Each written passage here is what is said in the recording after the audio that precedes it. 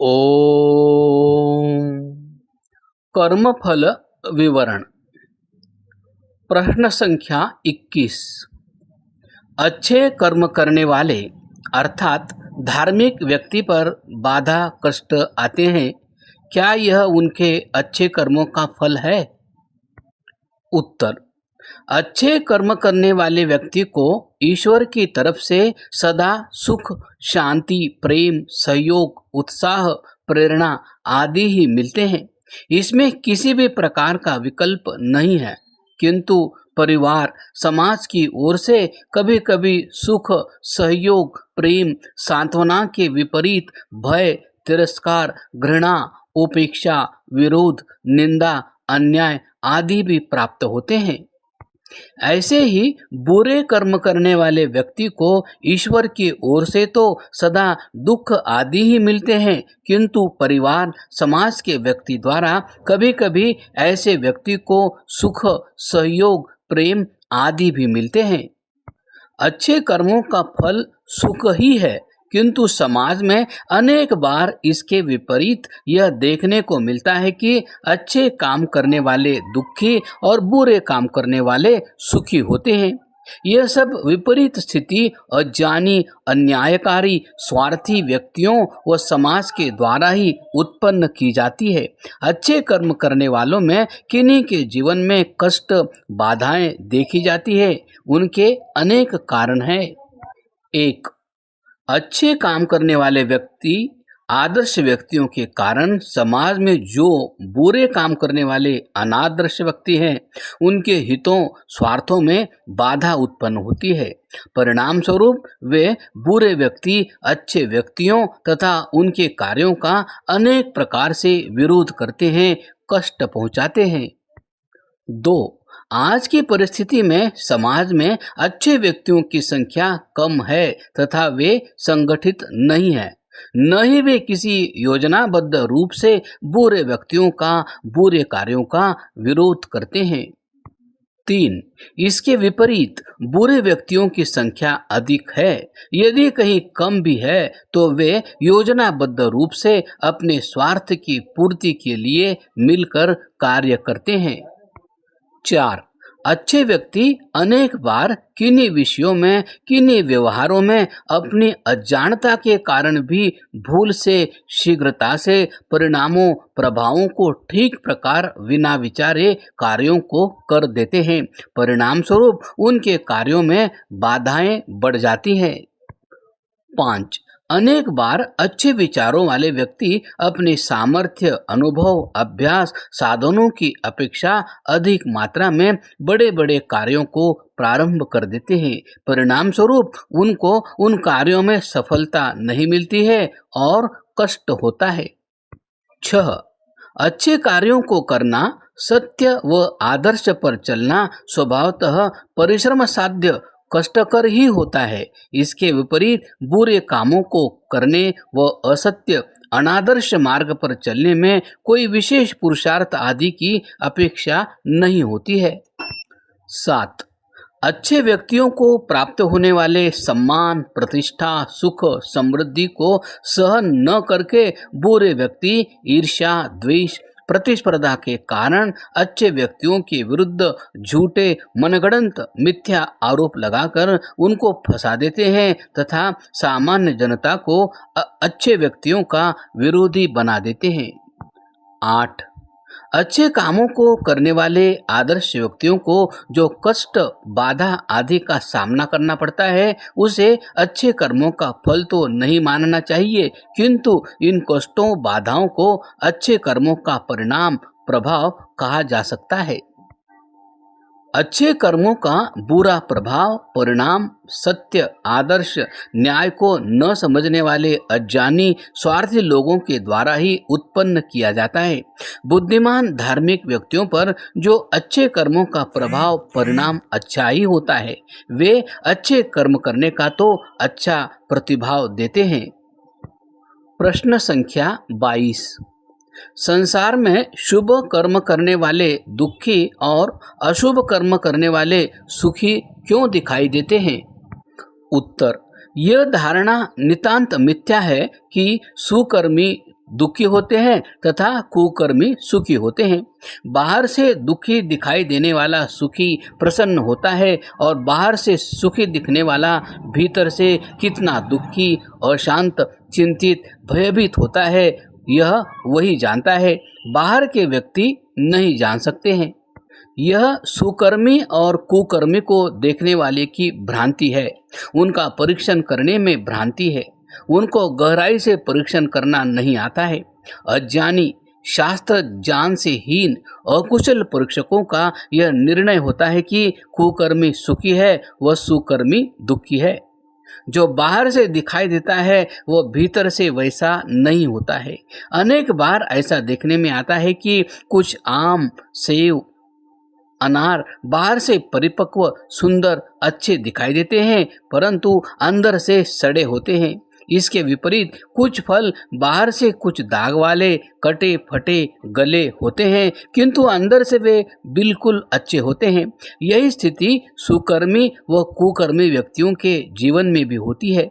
कुछ अच्छे काम करने वाले दुखी होते हैं और कुछ बुरे काम करने वाले सुखी देखे जाते हैं। प्रश्न संख्या 23। समाज में व देश में चोरी करने वाले, रिश्वत लेने वाले, मिलावट करने वाले, अधिक मुनाफा लेने वाले, झूठी गवाही, असत्य, छल कपट आदि गलत कार्यों को करके धन संपत्ति इकट्ठी करने व गलत कार्य करने वाले व्यक्ति सुखी दिखाई देते हैं। क्या ईश्वर उनको देखता नहीं है, दंड नहीं देता? जब ऐसे गलत कार्य करने वाले सुखी देखे जाते हैं तो धर्म, सदाचार, नैतिकता पर से लोगों का विश्वास ही हट जाता है और अन्य लोग भी ऐसे लोगों का अनुकरण करके उनकी तरह बुरे काम करने लग जाते हैं और इससे सारे समाज, राष्ट्र में भ्रष्टाचार फैल जाता है, जो आज हम स्पष्ट देखते हैं। उत्तर: यह पहले ही से बताया जा चुका है कि मनुष्य कर्म करने में स्वतंत्र है। कर्तुम अकर्तुम अन्यथा कर्तुम यह स्वतंत्र सह कर्ता। वह अच्छा बुरा जैसा चाहे अपनी इच्छा से कर सकता है। झूठ, छल कपट, चोरी, मिलावट, रिश्वत, शोषण, अन्याय आदि के द्वारा वह क्या प्राप्त करेगा? रुपया, पैसा। इन रुपयों से वह अच्छा मकान, गाड़ी, वस्तु, भोजन, मनोरंजन के साधनों को प्राप्त करके भी क्षणिक सुख ही तो पाता है, किंतु इन साधनों व साधनों के पीछे बुरे कर्मों से प्राप्त धन का जो दोष है, पाप है, उसका डंक, विष व उसकी आग उसे अंदर ही अंदर चुभती, जलाती रहती है। अधर्मे नयदते तावत् ततो भद्राणि पश्यन्ति ततः सपत्नांजयति समूलस्तु विनश्यति। मनुस्मृति अध्याय 4। अर्थात जब अधर्मात्मा मनुष्य धर्म की मर्यादा छोड़ जैसे तालाब के बांध को तोड़ जल चारों ओर फैल जाता है, वैसे मिथ्या भाषण, कपट, पाखंड अर्थात रक्षा करने वाले वेदों का खंडन और विश्वासघात आदि कर्मों से पराये पदार्थों को लेकर प्रथम बढ़ता है और धनादि ऐश्वर्य से खान पान, वस्त्र, आभूषण, यान, स्थान, मान, प्रतिष्ठा को प्राप्त होता है। अन्याय से शत्रुओं को भी जीतता है, पश्चात शीघ्र नष्ट हो जाता है। जैसे जड़ से कटा हुआ वृक्ष नष्ट हो जाता है, वैसे ही अधर्मी नष्ट हो जाता है। मनुष्य निश्चय करके जाने कि इस संसार में जैसे गाय आदि की सेवा का फल दूध आदि शीघ्र प्राप्त नहीं होता, वैसे ही किए हुए अधर्म का फल शीघ्र प्राप्त नहीं होता, किंतु वह किया हुआ अधर्म धीरे धीरे कर्ता के सुखों को रोकता हुआ सुख के मूलों को काट देता है। पश्चात अधर्मी दुख ही दुख भोगता है। इसलिए यह कभी नहीं समझना चाहिए कि कर्ता का किया हुआ कर्म निष्फल होता है। प्रश्न संख्या 24। कोई ऐसा भी कर्म हो सकता है जिसके पीछे मनुष्य की कोई भी कामना अर्थात सांसारिक या मोक्ष न हो? उत्तर: एक क्षण के लिए भी मनुष्य कर्म से रहित नहीं होता। मानसिक, वाचनिक या शारीरिक कोई न कोई कर्म सर्वदा करता ही रहता है। मनुष्य के उन सभी कर्मों के पीछे उसकी प्रबल इच्छा व प्रयत्न कारण बनते हैं। उसकी इच्छा मुख्य रूप से दो प्रकार की होती है, दुख व दुख के कारणों से छुटकारा और सुख व सुख के साधनों की प्राप्ति। मनुष्य का प्रत्येक कर्म इन दो उद्देश्यों से युक्त रहता है। बिना इन दो कामनाओं के कोई नहीं होता है। इसलिए हम यह कह सकते हैं कि कोई भी ऐसा कर्म नहीं हो सकता जिसके पीछे लौकिक या मोक्ष कोई भी कामना न हो। अकामस्य क्रिया काभिदृश्यते नेह करिचित् यद्यधि कुरुते किंचित तत्कामस्य चेष्टितम। मनुस्मृति अध्याय 1। अर्थात क्योंकि जो जो हस्त, पाद, नेत्र, मन आदि चलाए जाते हैं ये सब कामना से ही चलते हैं। जो इच्छा न हो तो आंख का मींचना भी नहीं हो सकता। न ही कश्चित् क्षणमपि जातो तिष्ठत् यत्कर्म कृत कार्यते ह्यवशः कर्म सर्वः प्रकृति जैर्गुणे ही। गीता अध्याय 3। अर्थात निसंदेह कोई भी मानव किसी भी अवस्था में क्षण मात्र भी कर्म किए बिना नहीं रह सकता, क्योंकि प्रकृति जनित गुणों के पराधीन होकर प्राणी मात्र को कर्म करने ही पड़ते हैं। प्रश्न क्रमांक 25। मनुष्य के द्वारा जिस स्वरूप वाला व जिस मात्रा स्तर वाला अच्छा या बुरा कर्म किया जाता है तो क्या उसे फल भी उसी स्वरूप व उसी मात्रा स्तर वाला मिलता है? उदाहरण, किसी ने किसी को रोटी, कपड़ा, रुपए आदि दिए तो क्या उसे उसी मात्रा में रोटी, कपड़ा, रुपए आदि मिलेंगे? किसी ने किसी को गाली निकाली, थप्पड़ मारा, हाथ तोड़े या हत्या कर दी तो क्या उसे उसी रूप में गाली मिलेगी? वह भी थप्पड़ खाएगा, हाथ तुड़वाएगा? उत्तर, प्रत्येक अच्छे बुरे कर्म का फल कितनी मात्रा में सुख दुख रूप में मिलेगा यह ईश्वर ने अनादिकाल से निश्चित कर रखा है। प्रत्येक जीवात्मा को उसी निर्धारित मात्रा के अनुसार ईश्वर कर्मों का फल प्रदान करता है, किंतु प्रत्येक अच्छे बुरे कर्म का फल अलग अलग मात्रा में नहीं दिया जाता, बल्कि सभी अच्छे बुरे कर्मों को मिलाकर फिर निर्धारण किया जाता है कि सबका सम्मिलित रूप में किस मात्रा में फल दिया जाए। उदाहरण के लिए, एक मनुष्य ने जीवन में जितनी हिंसा की, जितना झूठ बोला, जितनी चोरी की, जितना दुराचार किया, लोभ किया आदि सभी बुरे कर्मों को मिलाकर उनकी एक राशि अर्थात समूह बन जाती है। उन सब बुरे कामों को मिलाकर इन सब का दुख किस रूप में किस स्तर का दिया जाए यह ईश्वर द्वारा निर्धारित किया जाता है। थप्पड़ मारने का फल थप्पड़ के रूप में मिलता हो और हाथ काटने का हाथ काटने के रूप में, 1000 रुपये का चोरी का फल 1000 रुपये चोरी के रूप में ही मिलेगा ऐसा नहीं है, अपितु सभी काम, क्रोध, लोभ, मोह, ईर्ष्या, द्वेष, अहंकार, झूठ, छल कपट आदि बुराइयों को संग्रहित करके किसी शरीर, आयु, भोग के रूप में मिलता है। जैसे सांख्य दर्शन में लिखा है, कर्म वैचित्र्यात् सृष्टि वैचित्र्यम। उदाहरण, किसी व्यापारी ने किसी अन्य व्यापारी से साल भर में 50 प्रकार की भिन्न भिन्न वस्तुएं 10-20 बार अलग अलग खरीदी, कुल मिलाकर 700 प्रकार की वस्तुएं हुई। वर्ष के अंत में हिसाब करते समय खरीदने वाला व्यापारी प्रत्येक वस्तु का अलग बिल नहीं चुकाता है, बल्कि सभी वस्तुओं के बिलों को मिलाकर जितना योग होता है वह एक साथ चुका देता है। यही स्थिति कर्म के फल के विषय में जाननी चाहिए।